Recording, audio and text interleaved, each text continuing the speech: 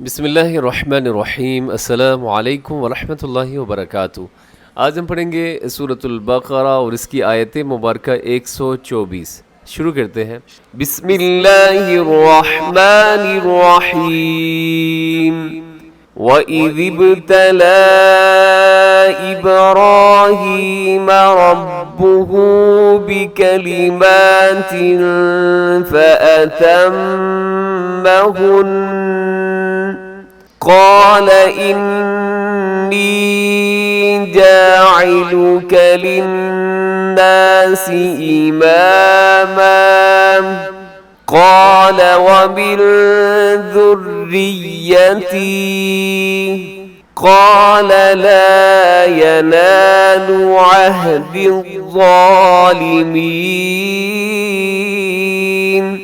اس آیت مبارکہ کے اندر دیکھیے گا سب سے پہلے وَإِذِ ابْتَلَىٰ، یہاں با قلقلہ ہوگا، یعنی با کی آواز کو اپنے ڈبل کرنا ہے۔ وَإِذِ ابْتَلَىٰ إِبْرَاهِيمَ، اس میں کیا ہے کہ لام کے اوپر کھڑا زبر اور جو کہ حروف مدہ کے قائم مقام ہوتا ہے، یہاں چھوٹی مد ہو رہی ہے، مد منفصل۔ حروف مدہ اور حمزہ الگ الگ الفاظ کے اندر۔ وَإِذِ ابْتَلَىٰ إِبْرَاهِيمَ، آگے رَبُّهُ، اس میں را کے اوپر حرکت ہے، را موٹی بڑی جائے گی، ہاں الٹا پیش کو لمبا کیا جاتا ہے۔ رَبُّهُ آگے بِكَلِمَاتٍ، یہاں پر اخفا ہو رہا ہے، بِكَلِمَاتٍ میں آخر میں تا کے نیچے دو زیر ہے، اور دو زیر کے بعد یعنی تنوین کے بعد فا ہے، تو یہاں پر آپ نے کیا کرنا ہے، اخفا کرنا ہے، آواز کو ناک میں لے جائیں گے۔ بِكَلِمَاتٍ فَأَتَمَّ، یہاں میم کے اوپر شد ہے، یہاں غنہ کیجیے گا۔ فَأَتَمَّهُنَّ، آگے بھی نون کے اوپر شد ہے، یہاں غنہ کیجیے گا اور ساتھ وقف بھی کیجیے گا۔ جب تشدید پر وقف کرتے ہیں تو ذرا مضبوطی کے ساتھ آپ اس کو، اور یہاں پر غنہ کرتے ہوئے آپ نے وقف کرنا ہے۔ کیسے پڑھیں گے؟ فَأَتَمَّهُنَّ، ایسے آگے دیکھیے گا، رموز اوقاف میں سے طا ہے تو یہاں آپ نے وقف کرنا ہے۔ آگے قال، قوف زبر الف، اسے آپ نے موٹا رکھنا ہے، الف بھی موٹی اور قوف بھی موٹا پڑا جائے گا۔ قال انی، یہاں نون مشدد ہے اور یا مدہ بھی ہے، لمبا کیجیے گا اور غنے کے ساتھ۔ انی جاعلوک، یہ تھوڑا سا مشکل لفظ ہے، اسے اکثر کیا ہوتا ہے جاعلو کا پڑھ دیا جاتا ہے، جاعلوک، اور آگے لِلنَّاسِ، یہاں نون مشدد ہے تو یہاں بھی غنہ کیجیے گا، لِلنَّاسِ إِمَامًا، لکھا ہوا ہے امامن، لیکن یہاں وقف کر دیں گے کیونکہ یہاں رموز اوقاف میں سے طا ہے، امامن، اور وقف کریں گے دو زبر پر تو اس کو الف کے ساتھ الف کی طرح پڑھیں گے، اماما۔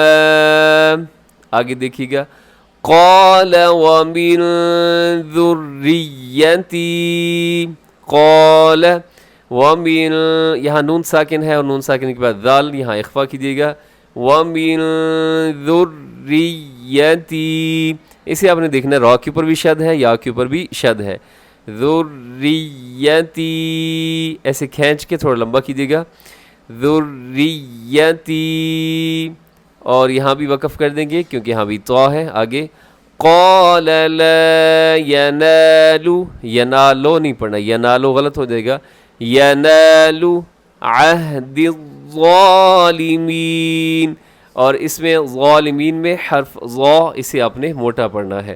اس آیت کو پھر سنیے گا۔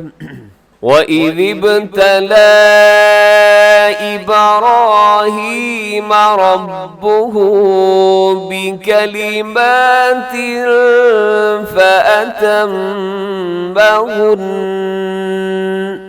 قَالَ إِنِّي جَاعِلُكَ لِلنَّاسِ إِمَامًا قال ومن ذريتي قال لا ينال عهد الظالمين صدق اللہ العظیم۔ اب اس آیت مبارکہ کا اب ترجمہ سماعت کر لیجئے. سب سے پہلے دیکھیے گا وَإِذْ، اور جب ابتلا آزمایا ابراہیم ابراہیم ربہ ان کا رب بکلمات چند باتوں سے فَأَتَمَّهُنَّ وہ پوری کر دیں. قال اس نے فرمایا انی بے شک میں جاعلوک تمہیں بنانے والا ہوں للناسی لوگوں کا اماماً امام. قال اس نے کہا، کس نے؟ حضرت ابراہیم علیہ السلام نے. وَمِن ذُرِّيَّتِي اور میری اولاد سے. قال اس نے فرمایا لا نہیں، ینالو پہنچتا ہے عہدی میرا عہد یا میرا وعدہ ظالمین ظالم. اب اس آیت مبارکہ کا آپ تھوڑا سا مفہوم سمجھ لیجیے گا. جو تین گروہ تھے، ایک یہودی اور عیسائی اور تیسرے نمبر پر مشرکین، ان سب کا دعویٰ یہ تھا کہ حضرت ابراہیم علیہ السلام ہمارے مذہب پر تھے. یہودیوں نے بھی کہا، عیسائیوں نے بھی کہا اور مشرکین نے بھی کہا. تو اس آیت مبارکہ کے اندر اللہ رب العزت نے حضرت ابراہیم علیہ السلام کا کچھ تعارف جو ہے وہ بیان فرمایا کہ میرے ابراہیم تو وہ تھے کہ جب میں نے ان کو مختلف کلمات سے یا مختلف امتحانات کے اندر میں نے ان کو ڈالا تو ابراہیم علیہ السلام نے وہ سب امتحان جو ہے وہ کامیابی کے ساتھ پاس کر لیے. یہاں لفظ ہے بکلمات. بکلمات سے مراد ہے احکام شرعیہ، یعنی جتنے بھی احکام شرعیہ تھے سب کے سب ابراہیم علیہ السلام ان پر پورا اترے. اس کے علاوہ حضرت ابراہیم علیہ السلام پر جو بہت زیادہ آزمائشیں آئیں، جیسے بیٹے کو ذبح کرنے والی ہے، یہ نمرود کے ساتھ جو مقابلہ تھا، نمرود نے آگ میں ڈالا. پھر بیوی بچوں کو لے کر جو اللہ نے حکم دیا کہ آپ ان کو مکہ کے اندر چھوڑیں جہاں پانی نہیں ہے، جہاں اور کوئی انسان نہیں ہے. تو یہ بہت سارے امتحانات تھے، بہت ساری آزمائشیں تھیں، لیکن سب کے اندر حضرت ابراہیم علیہ السلام کامیاب ہوئے، سرخرو ہوئے.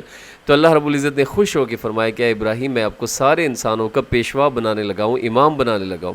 تو حضرت ابراہیم علیہ السلام نے فوراً کہا کہ پروردگار میری اولاد میں سے بھی کوئی امام بنے گا.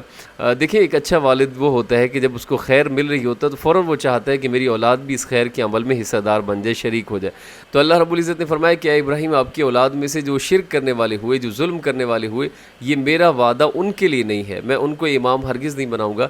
لیکن آپ کی اولاد میں سے جو نیک ہوئے تو میں ان کو کیا ہے نبوت بھی عطا کروں گا. اور جیسے دیکھیے حضرت اسماعیل علیہ السلام، حضرت اسحاق علیہ السلام، حضرت یعقوب علیہ السلام، یہ سب کے سب کیا ہے؟ یہ حضرت ابراہیم علیہ السلام کی نسل میں سے ہے. اور آخر میں نبی کریم صلی اللہ علیہ وآلہ وسلم جو ہے وہ بھی حضرت اسماعیل علیہ السلام کی جو ہے وہ نسل میں سے اللہ رب العزت نے ان کو مبعوث فرمایا. تو امید ہے آپ کو بات سمجھ آ گئی ہوگی. دعاؤں میں یاد رکھیں، ہمیشہ خوش رہیں. السلام علیکم ورحمۃ اللہ وبرکاتہ.